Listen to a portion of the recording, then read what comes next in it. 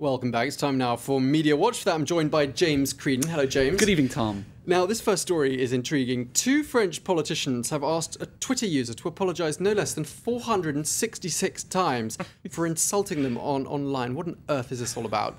It's a pretty silly solution, I think, to an insulting twit pic. Now, on Twitter, you can also upload photos, twit pics, etc.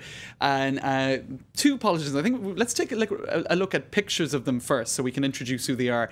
Let's roll some photos of them. You've got Nathalie Kosciusko-Morizet.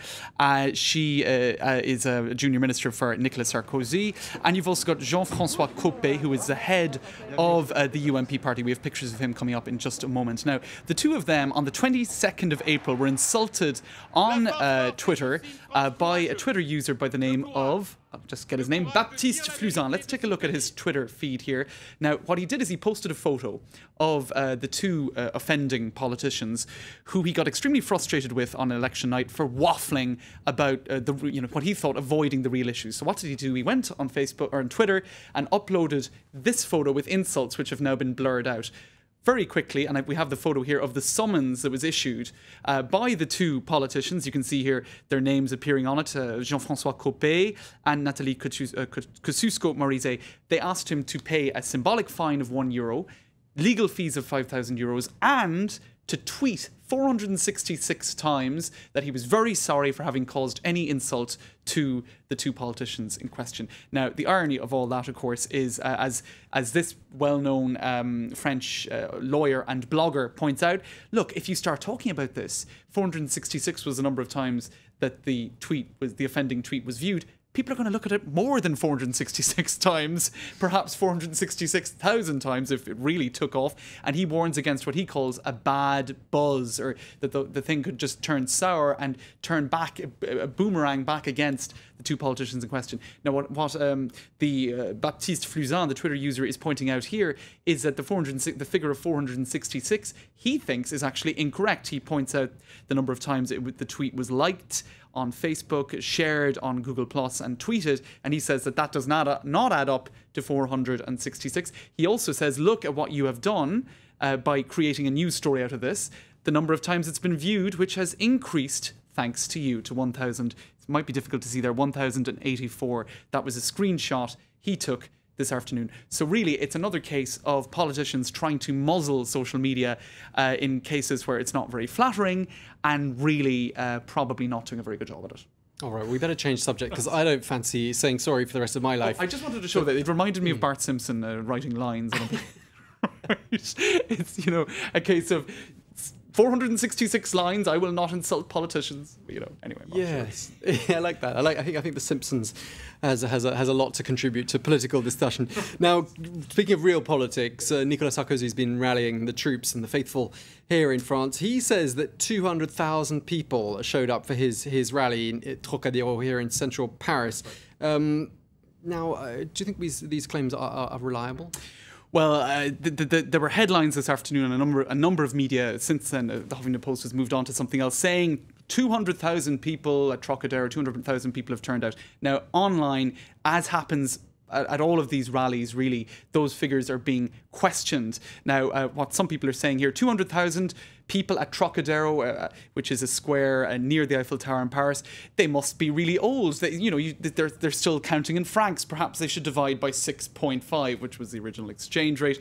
Somebody else saying 2,000 people at Concorde, according to Nicolas Sarkozy. That was also a controversy at a rally that Nicolas Sarkozy had at Place de la Concorde the weekend before the first round. And people are saying, well, it must have been they must have been pretty tightly squeezed in. Thierry Lejoie is a Socialist Party member, and he has done the calculation. He said, well, Trocadéro is 21,000 metres squared. That would mean that there were 9.5 people in every square metre of Trocadéro. So he is saying highly unlikely. Now, you have several media also, participating in this calculation. And here, just to point out what happened at the Place de la Concorde rally a weekend before the first round of the election, Nicolas Sarkozy said 100,000 people had turned out for that particular rally. this particular blogger, François Bonnet, basically falsified that claim by doing a calculation and saying, look, here we have an aerial view of the square. This wasn't during the rally, but he's pointing out the areas that were cordoned off. You can see here in the centre, nobody could have been assembled here. And what he essentially said that there were large parts of the square that were empty. And here you can see photos that he took on the day saying, look, there were probably at most 25,000 people there. Now, Mediapart again getting involved in this game at the most recent rally, and they say, oh, yes, there might have been 200,000 people there, but only if they were in pyramid formation standing on each other's shoulders. So I suppose what it shows is people are, obviously Nicolas Sarkozy anxious to show to demonstrate a big turnout at this one of the last big political rallies. Whether the figures are true or not, we don't really know. Not a lot of love lost between Mediapart and Mr. Sarkozy at this particular moment.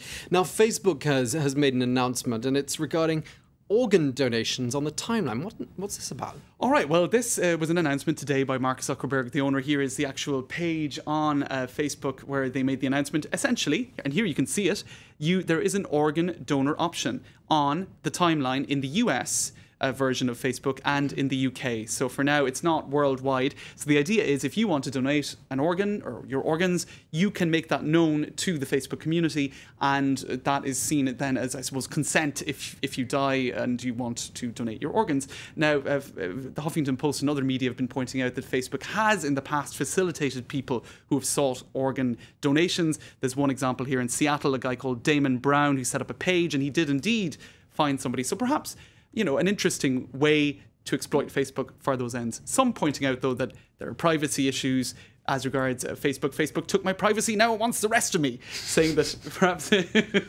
Facebook is becoming present in all parts of our lives at this point. All consuming. Absolutely. Thank you very much indeed, James Creedon. That was Media Watch.